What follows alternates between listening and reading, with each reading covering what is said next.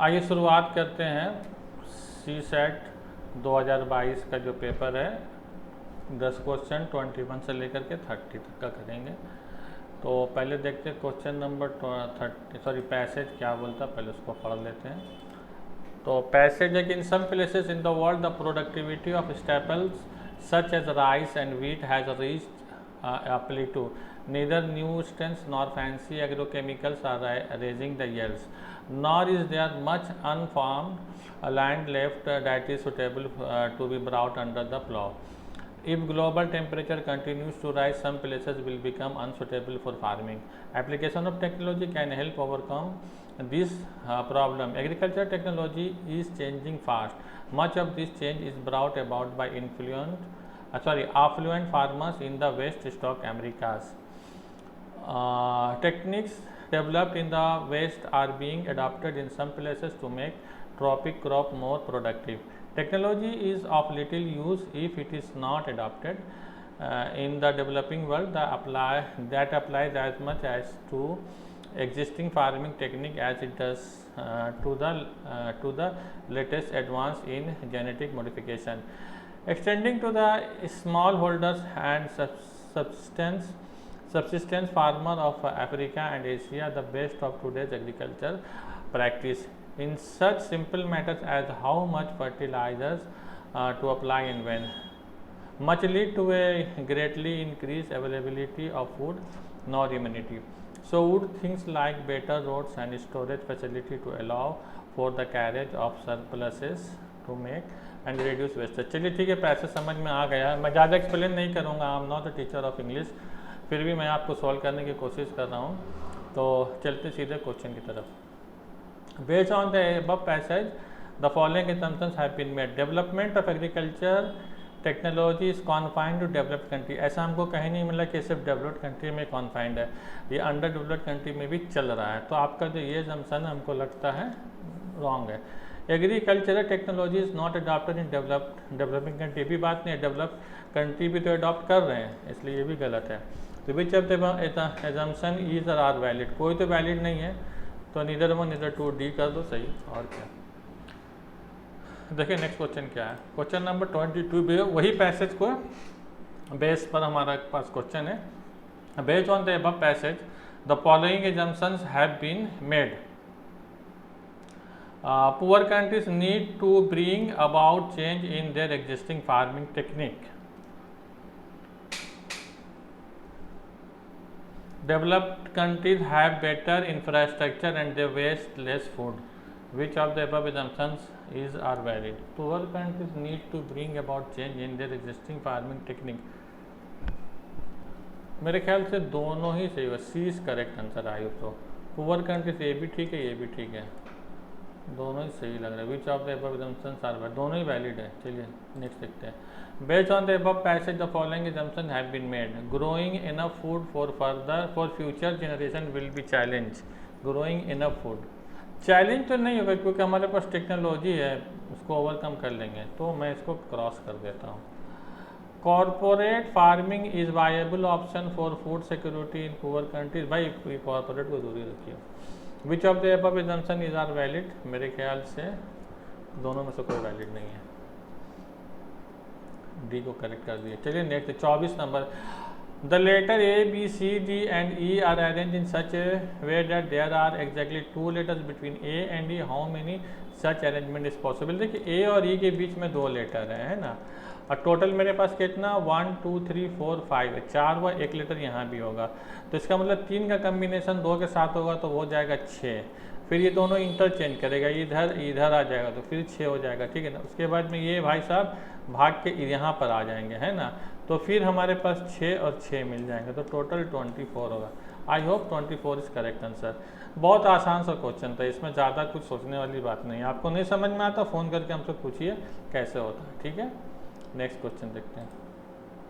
Consider the question and 2 statement given below. Question है is Z brother of X, क्या Z भाई है x का, ये चीज़ कंफर्म हो रहा है कि नहीं। Statement 1 X is brother of Y, X जो है वो वाई का ब्रदर, इसका मतलब ये मेल है ना। And brother of Y, Y is brother of Z, Y is brother of Z. तो ये भी मतलब मेल है, भाई है, लेकिन जेड भाई है कि बहन ही नहीं समझ में आ रहा, लेकिन इतना समझ कि सिबलिंग से, ये तो क्लियर हो गया। इस स्टेटमेंट का जरूरत था नहीं, लेकिन दिया तो ठीक है। तो स्टेटमेंट 1 इज अलोन सफिशिएंट अंदर सब क्वेश्चन, नहीं भाई साहब। स्टेटमेंट 2 अलोन इज सफिशिएंट, नहीं। Both statement 1 and 2 are sufficient, नहीं। Both statement 1 and 2 are not sufficient अंदर क्वेश्चन, ये दोनों ही बेकार है, आपको पूरा इन्फॉर्मेशन नहीं मिल रहा है, क्योंकि जेड क्या है, मेल है कि फीमेल आपको पता ही नहीं चल रहा। तो भाई भी हो सकता है और बहन भी हो सकती है ना, तो इसलिए कंफर्म नहीं हो रहा। तो D is correct answer. 26 number देखो। On one side of a 1.01 kilometer long road, 101 plants are planted at equal distance from each other. ठीक है। What is the total distance between 5 consecutive plants? इतना आसान question रहेगा तो आदमी तो क्या करेगा, मेरे समझ में नहीं आ रहा है। चलिए, ये रोड है, 2 पॉइंट है, ये पहला पेड़ यहाँ है और 101 वाला पॉइंट जो है वो यहाँ पर है। इसके बीच का डिस्टेंस है 1.01 किलोमीटर, ठीक है ना। तो इसके बीच में जो इस तरीके से डिस्टेंस है वहाँ पर 100 गैप मिलेगा, इस तरीके का गैप जो मिलेगा दैट विल बी द 100। तो 100 गैप में तो एक गैप का मेजरमेंट कितना होगा, डिवाइडेड बाय 10 कर देंगे। इसको मैं मीटर में कन्वर्ट कर दे रहा हूँ क्योंकि मेरे पास आंसर मीटर में है, ठीक है ना। तो इतना मीटर हो जाएगा, ये 2 0, ये 2 0 खत्म, तो ये हो गया 10.01। तो ये हमारा 10.1 होगा, हाँ, तो ये हो जाएगा 10.1। तो ये इतना मीटर होगा गैप बिटवीन द 1, मतलब ये वाला जो गैप है 10.1। अब 5 पेड़ लगाया, 4 1 5 पेड़ है, तो 1 2 3 4 गैप हुए ना, तो इसका मतलब 10.1 इंटू 4 कर दो तो 40.4। I think 20 correct answer. बहुत आसान सा क्वेश्चन। नेक्स्ट क्वेश्चन देखते हैं।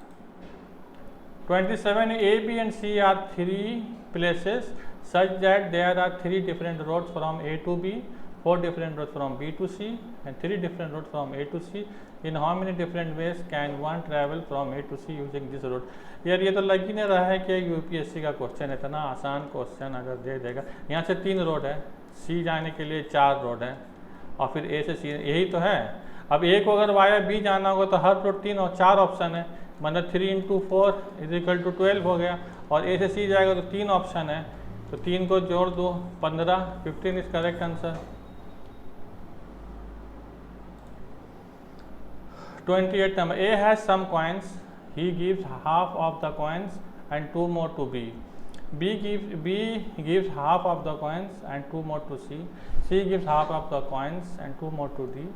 And the number of coins D has now is the number of the coins D has now is the smallest 2-digit number. भैया स्मॉलेस्ट 2-digit नंबर यहीं से तो हो गया मामला क्लियर, आराम से निकल जाएगा। मतलब ए के पास कुछ कॉइन तो उसने क्या किया, आधा किया, आधा करके बी को दे दिया, देने के बाद फिर 2 कॉइन और दे दिया, चलो ठीक है। अब बी के पास जो टोटल कॉइन जितना भी है उसने क्या किया, आधा किया और सी को दे दिया, फिर 2 कॉइन और दे दिया, चलो ठीक है। सी ने क्या किया, फिर उसको आधा किया, दे के फिर 2 कॉइन और दे दिया, डी को दे दिया। जब डी के पास मिला तो डी के पास कितना हुआ, 10 कॉइन, क्योंकि 2-digit का स्मॉलेस्ट नंबर 10 ही होता है। तो इसका मतलब हो गया कि आधा कॉइन था 8 है, ये 2 एक्स्ट्रा हो गया, दिस इज फॉर डी। तो ये जो 8 कॉइन है इसका मतलब इसका डबल 16 जो होगा वो होगा किसके पास, बी के पास होगा। और ये किस फॉर्म में होगा, ये होगा 14 + 2, फिर ये 14 जो है ये 28 डबल होगा किसके पास, ये सी होगा, सॉरी ये सी होगा, यहाँ हो जाएगा बी, ठीक है। और ये किस फॉर्म में होगा, ये होगा 26 + 2 में, फिर ये जो है डबल होके 52 हो जाएगा, 52 जो ए के पास होगा, है ना, ए के पास 52 कॉइन्स होगा। बस यही तो था, इतना आसान सा answer. Question number 29, in the series A B C ए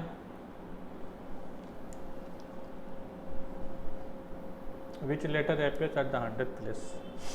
अच्छा देख के समझ में आ रहा, मतलब ए है, ए बी है, ए बी सी है, ए बी सी डी है, समझ में आ रहा आपको, ए बी सी डी ई है, इस तरीके से ये अरेंज किया गया है, ठीक है। तो पहला में अरेंजमेंट में 1 है, यहाँ पे 2 लेटर है, यहाँ 3 है, यहाँ 4 है, यहाँ 5। अब देखिए हर में एक एक लेटर बढ़ रहा है। तो इस तरह बढ़ते बढ़ते वो 100 तक जाएगा। तो 100 में जो 100वां नंबर होगा वो कितना होगा? देखिए बहुत आसान सा क्वेश्चन है। तो इसके लिए आपको एक फार्मूला होता है n + 1/2, ये टोटल बताता है, ठीक है ना। तो आप देखिए अगर मैं इस तरीके से जोड़ते हुए जाऊँ, ये सब पता होना चाहिए आपको क्योंकि आप यूपीएससी का एग्ज़ाम दे रहे हैं। ये 1 + 2 + 3 + 4 + 5 ... +13 तक ये आता है 91। इस तरीके से आप जोड़ते हुए जाएंगे, एक को 2 से, 2 को 3 से जोड़ते हुए जाएंगे तो आपको 91 मिलेगा। इसका मतलब 91 के बाद फिर 92 से आप शुरू करेंगे ए और 14 तक जाएंगे, 14 लेटर तक जाएंगे, ठीक है ना।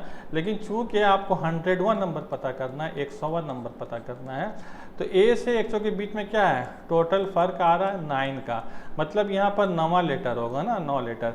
अच्छा, आपको लेटर का जो पोजीशन के बारे में आपने पढ़ा होगा, ई जो टी इस तरीके से होता है।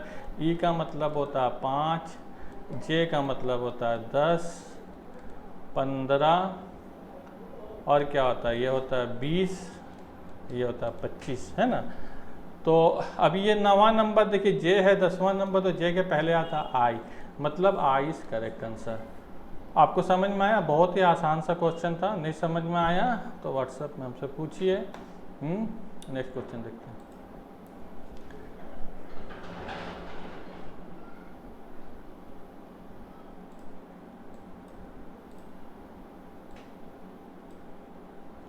आइए 30 नंबर में क्या बोला? 3 person A, B and C are standing in a queue, not necessarily in same order. There are 4 person between A and B and 7 person between B and C. If there are 11 person ahead of C and 13 person behind A, what would be the minimum number of person in the queue? कैसे निकलेगा?